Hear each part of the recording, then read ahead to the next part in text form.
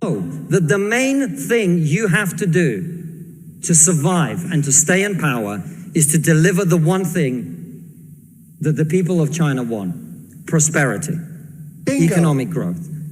Where do you think climate change ranks on Xi Jinping's list of priorities? A third of all children who live in extreme poverty in the world live in India. India. That means they are starving and dying of preventable disease. Now, about 15 months ago, my wife got pregnant. Not me, because we're old school.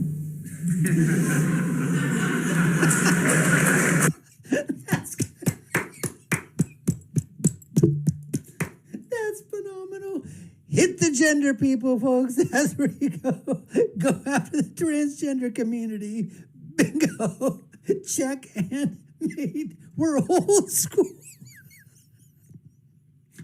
Oh, Konstantin. Fantastic. Let's continue.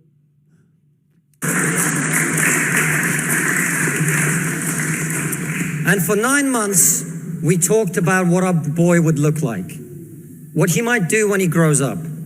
We looked at baby scans and videos on YouTube about what the fetus looks like at 9 months and 12 months and 20 months. And eventually he was born. And he is this cute little bundle of joy. He's cuter than about 80% of puppies. Right. Now, if you said to me that I had a choice, either my son had a serious risk of starving or dying from a preventable disease in the next year, or I could press a button and he would live.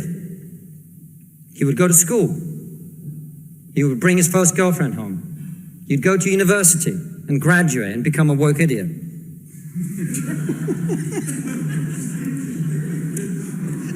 And then he'd get a job and get married and have children and become a man. But all I have to do is press this button. And for every day of my son's life, a giant plume of CO2 is going to get released into the atmosphere. Now, you're all very young, and most of you are not parents. Let me tell you something. There is not a parent in the world who would not smash that button so hard their hand bled.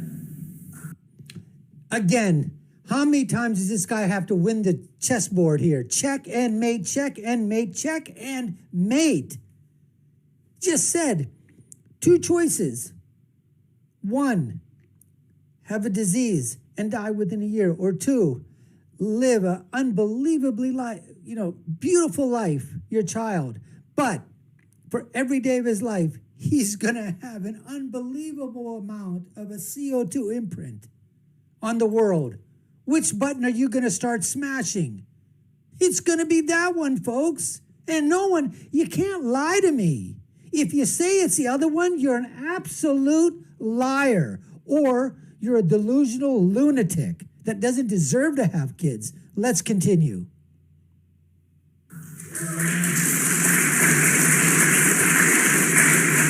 Did I say any more? You are not going to get these people to stay poor.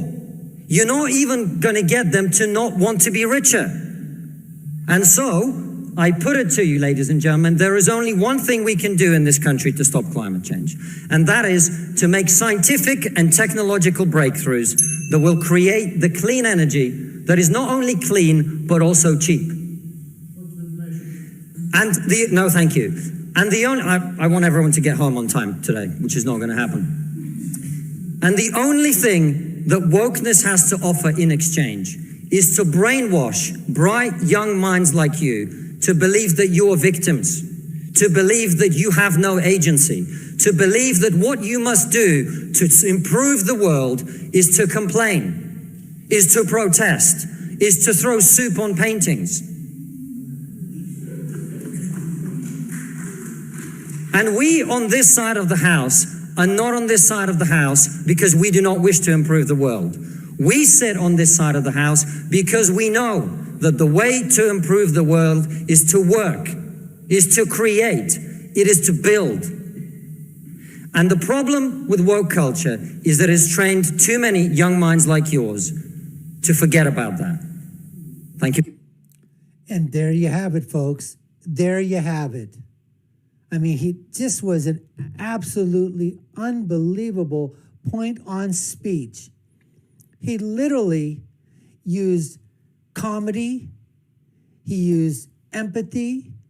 He used unbelievable, vivid, lifelike examples to bring about the story and basically say to everybody, hey, look, okay, fine, let's just take it that I'll be on your side for climate change and climate justice and all the stuff that you're saying. And like you said, points, if it's just Great Britain, 2% of the problem, Great Britain slides in the ocean, hey, we're just a minuscule part of it. What about the rest of it? And then going on to basically say that this is what's going on. It is easy to say all these things, but are you really going to do exactly what it needs to be done? And if we do it, how do we get other people to do it? And then the example of having a child and having a choice between not having a child dying or a child living for a beautiful, productive, long life. But at the same time, he's going to have an unbelievable carbon footprint. Which one are you going to choose? Of course, you're going to choose the latter. And then basically bringing it back and saying to these woke social justice warriors, at least those are the ones that are willing to listen. They're willing to have the diversity of thought being expressed instead of trying to shut it down at every juncture, every single time. And that they're the only ones who are right. And if you don't go along with them, then you're a fascist, you're on the right, you're Hitler, you're all these kind of things or whatever. He basically is saying, look, you're not going to get the rest of the world to do this because they want to become like you. They want to become like Great Britain. They want to have the same standard of living. The people in China, the people in Asia, the people in India, the people around the world that are in these poor third world, fourth world, fifth world, sixth world, 10th world, 100th world countries.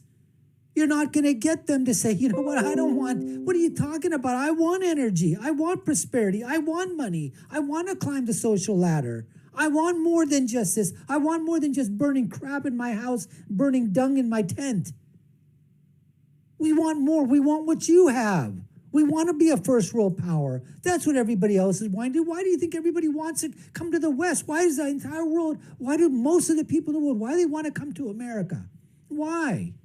Because they know once you get here, if you work hard enough, you will succeed.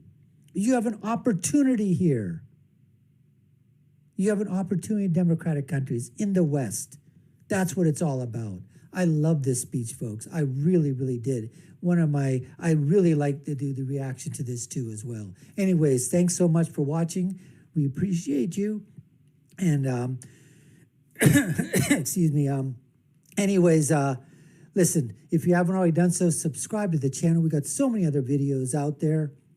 Like, share, and follow us. Hit that notification bell. And you've been watching the Dr. Nasir Shaikh Show. I've been your guest host today. My name is Dr. Nasir.